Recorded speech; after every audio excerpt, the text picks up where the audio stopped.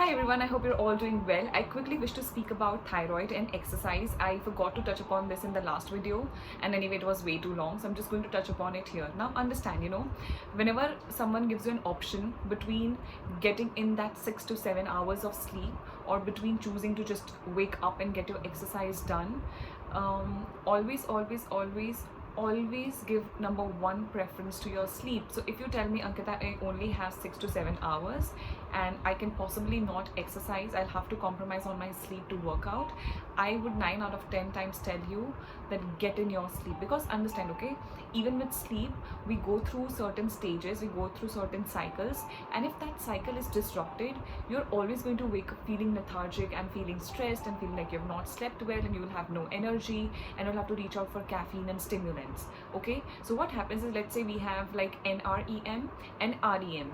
So it's like your non-rapid eye movement stage and your rapid eye movement stage. Now NREM also has 3 stages, so it's your NR1, NR2, NR3, and then we have REM. Okay, now your N2 has to be the deepest state. Okay, so you go from your theta waves to delta waves, and you have to reach a certain stages in the sleep cycle for you to be able to feel rejuvenated. So if you are someone who is sleeping but you wake up feeling tired, it's just that your sleep cycles are very incomplete. Okay, and if that is incomplete, you're always going to be groggy and you're always going to be, that I have no energy. And on top of it, if you are stressed, on top of it, if you have a hypo or hyper condition with thyroid or with insulin or with your blood glucose levels in anything, you are going to have trouble.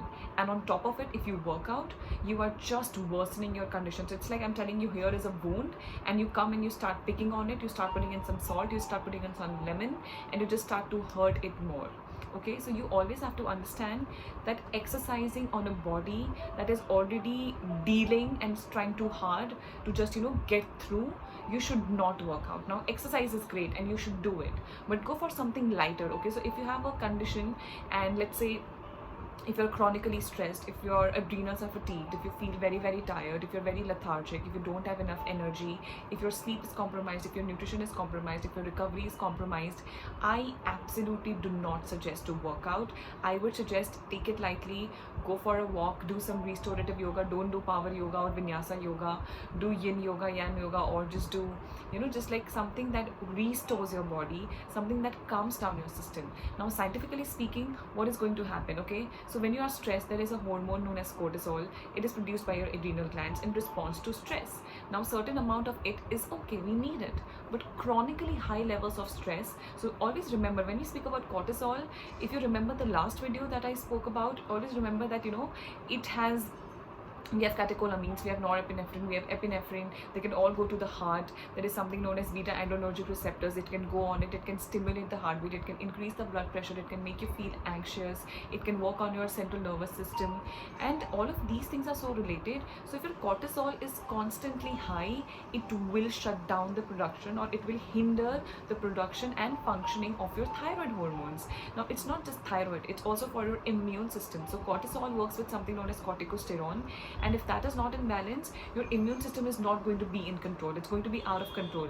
And that is exactly one of the major reasons with autoimmunity, that your immunity thinks that you are the villain and it starts attacking you in its honest attempt to save you. So you always have to know that you cannot put that kind of stress on your system. Every time the cortisol is elevated, your DHEA goes down, okay, your thyroxine goes down, and body is just not able to function. You are going to be bloated. You can have all the protein shakes in the world, you can do your 60 to 90 minutes of training, but if your muscles are sore and weak and they do not get enough recovery, there is no point of having a body where all of the hormones are disrupted. And believe me, if you just take it lightly for a while, also if you're someone whose weight has just plateaued and you're just not able to lose those last 2 to 3 kilos, or you're not able to put on some mass or anything, I would suggest take it very lightly. Okay, take it lightly, let it go, just take your mind off it and just do something else, because you cannot tire a body that is already trying to cope with the situation and the condition that you have created inside of it. So always remember, good health is about how beautifully the hormones communicate, because your cells, how do they communicate? Via hormones. So if the communication is off, just remember, I'm sitting here, and if I shut down or if I just mute the audio, and if I'm just speaking and I'm just making these expressions, you would still not be able to exactly understand what I'm trying to tell you. So this audio and this conversation between you and me is enabled due to the hormones, okay? So just think that you and I are the cell, and this is the communication. So with communication, we have to be very, very responsible that something as simple as cortisol, that is under yours and my control, where I can actually calm myself down. I can do a lot of deep breathing. A lot of people prefer Sudarshan Kriya. I have personally not done it, but believe me, anything that allows you to breathe and that settles your mind is a good place to be at, and I highly suggest you do it. So let's say you have adrenal fatigue, okay, and you have all of the symptoms that I discussed. My number one tip would be, take it lightly, take it easy, do light walks, and don't do light walks with listening to some kind of, talking to people, or listening to news, or watching news, or reading something that is horrifying. Just take it lightly, okay? Listen to music, or maybe listen to the air, but just try to be very, very, very calm, okay? And that naturally will bring down your cortisol level, and that will naturally let your body know that it is no longer in a danger zone, and it will start to produce hormones, it will start to produce enzymes and everything that you do need. So a lot of people have constipation issues with thyroid in particular. So your T3 T4 hormones, they have this motility effect on your intestines, okay? So if there is a lot of effect, you're going to have diarrhea, and if there is no effect, you're going to have constipation. So if you look into it, a lot of people who have thyroid condition, they are going to have a constipation issue. Let's not talk about thyroid. Let's say people who have migraine issues or headaches. It also has a lot to do with their gut health. So if you are chronically constipated and if you have migraine, I would suggest fix your constipation, fix your gut health, and the migraine is taken care of on its own. So you just have to remember that it's not like the problem is with the thyroid. So I'm only speaking about thyroid, and I am struggling to lose weight, so I am going to the gym 7 times in a week, and I'm going 2 times in a day, and I'm also doing yoga, I'm also doing Pilates, I'm also going to the gym, I'm also going for a walk, I'm also not sedentary, I'm also standing all day. That is again a stress.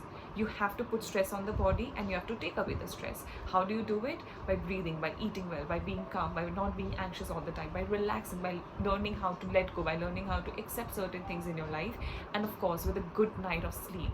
So if you have not slept well, don't get up and work out, okay? Don't get up at 4, don't get up at 3. If you are underslept, believe me, just get in your sleep, and your body is going to take care of everything. Because weight loss, it has everything to do with hormones. I can't tell you, there are so many people, especially let's just speak about hypothyroidism, okay?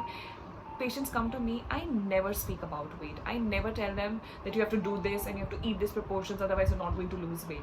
I'm not even focused upon losing weight, and neither do I put this kind of thought inside their head. But what I do tell is, let's fix the gland, let's fix the hormones, let's fix your sleep, let's fix your lifestyle, let's fix your stress, and then see how the body is going to take care of you. Now, a lot of people also have this notion that they cannot speak about weight loss with me or fat loss with me. Believe me, I understand it. I myself struggle when it comes to these things on most days, so I know how it feels. But what my point is, if you have a condition, okay, if it's just weight loss, fat loss, that's a different story. But if you have a condition like hyper, diabetes, cholesterol, triglycerides, autoimmunity, PCOD, your primary reason, your primary focus has to be not to lose the weight. You have to fix the blood glucose levels, you have to fix the PCOD, you have to fix the hormones, you have to increase the immunity, you have to maintain the immunity, you have to increase the gut health, and that is how you take care of PCOD.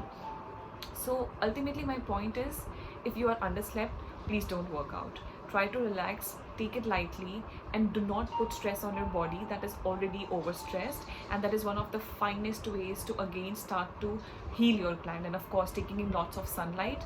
Believe me, your thyroid gland, just give it 5 to 10 minutes of sunlight every single day, and you would be amazed at the way, it would just start to refunction, because your body has the capacity to heal on its own. And all you have to do is just give it the right fuel, and it does it for you. You don't even have to do anything. You just have to live correctly, and your body takes care of you. And I think that's a good deal to make, and that's a very, very healthy deal to make. So less exercise if you are chronically fatigued and stressed. Take care of your emotions, take care of your thoughts, watch the other thyroid videos and have a look, see how your diagnosis is, see if you can change something in your diet, see if you can reduce the medications. It's always possible. Slowly and eventually, keeping your doctor in the loop, get off the medications and see how beautifully your body will heal, because believe me, it will heal, okay?